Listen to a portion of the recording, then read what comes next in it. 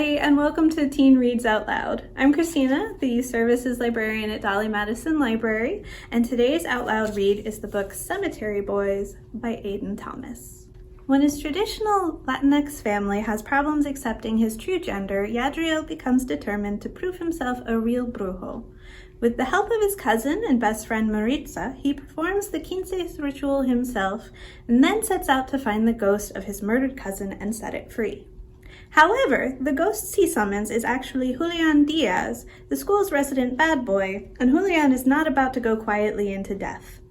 He's determined to find out what happened and tie up some loose ends before he leaves. Left with no choice, Yadriel agrees to help Julian so they can both get what they want. But the longer Yadriel spends with Julian, the less he wants to let him leave. We're going to start just before Yadriel starts to summon a ghost. Yadriel took a step back and something crunched under his shoe. Hopping to the side, he found a silver chain with a small pendant lying on the dusty floor. Maritza moved in. "What's that?" "I think it's a necklace," Yadriel murmured, setting the lantern on the ground. Carefully, he picked it up. As soon as his fingers made contact, a shiver rolled through his body. He held it up to the light. A medal hung from the chain, barely larger than his thumbnail. The edge of the medal read San Judas Tadeo on the top and Ruega por nosotros along the bottom. In the center stood a man wearing long robes with a book held against his chest and a staff in his hand. The medal was in bad need of cleaning. The silver was tarnished, but it certainly wasn't old enough to have been abandoned in the old church all this time. Only the raised form of St. Jude himself was bright silver, as if it had been polished by somebody rubbing their thumb against it over and over. Yadriel reached for the medal, and as soon as his fingers touched the cool silver, electricity flooded through his veins. He sucked in a sharp breath. Something pulsed under his feet in rhythm with the thudding of his heart. "What's wrong?" Maritza demanded as Yadriel tried to catch his breath. "It's a tether," he said, and a spike of adrenaline made him feel lightheaded. Once a spirit was attached to a tether, they couldn't venture very far from it, which was why things like haunted houses existed. But there weren't many stories about a single ghost who roamed an entire city. It was only when spirits were free of their earthly bindings that a brujo could release them and help them pass peacefully to their eternal rest. Yadriel had never actually held a spirit's tether before. They were incredibly powerful. Some of the brujex claimed mishandling a spirit's tether would get you cursed. But Yadriel had never heard of anyone ever actually getting possessed, and he had no intention of disrespecting this tether. "But it's not Miguel's. That's not his portaje," Maritza said, reaching out as if to touch it before thinking better. "It could be Miguel's," Yadriel tried to reason, his hope of finding his cousin fighting against logic. He squeezed the medal in his hand. Warmth spread through his palm and up his arm. He turned to Maritza with a smile. "There's only one way to find out." Maritza gave him a skeptical look. "I have to try. What if Miguel's spirit got tethered to this instead of his portaje?" he asked, twisting the chain between his fingers.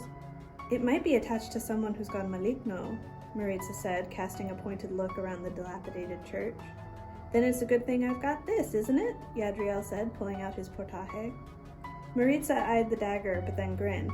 "All right, brujo. Work your magic." The rush of excitement made Yadriel feel giddy as he knelt before Lady Death. Maybe it was the feel of the dagger in his hand or the magic he now knew flowed through his veins, but for someone who usually erred on the side of caution, Yadriel felt recklessly brave. He dug into his backpack and pulled out the clay bowl. Quickly, he poured in the rest of the small tequila bottle and some chicken blood, then grabbed a box of matches. He stood and tried to take a deep breath, but he was too excited, practically buzzing.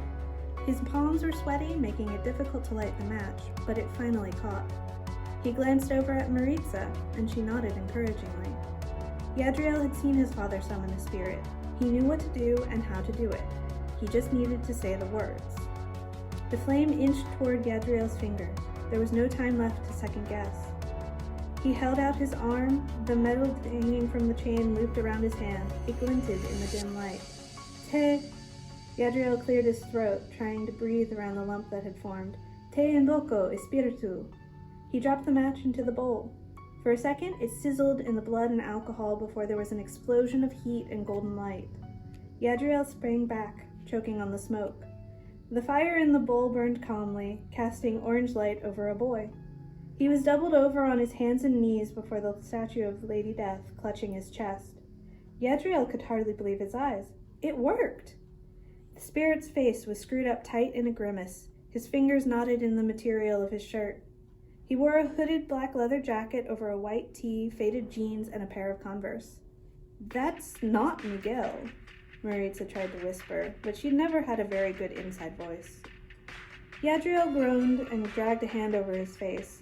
On the bright side, he had actually summoned a real-life spirit. On the not-so-bright side, he had summoned the wrong one. "Obviously," Yadriel hissed back, unable to look away from the boy as he gasped for breath, the muscles in his neck straining.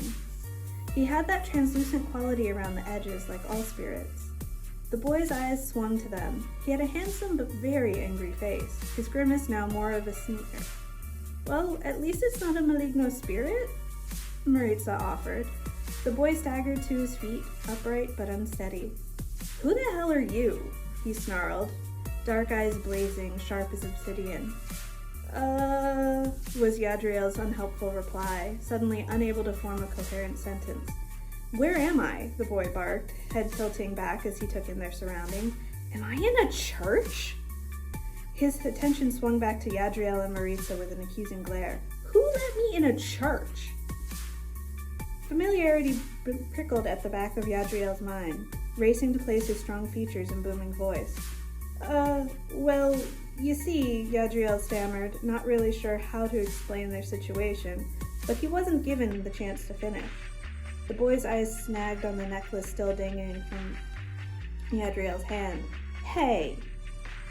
Yadriel saw the anger swell, hunching his shoulders and propelling him forward. The boy stomped up to him. "That's mine!" He reached out to snatch the necklace, but his hand went right through it.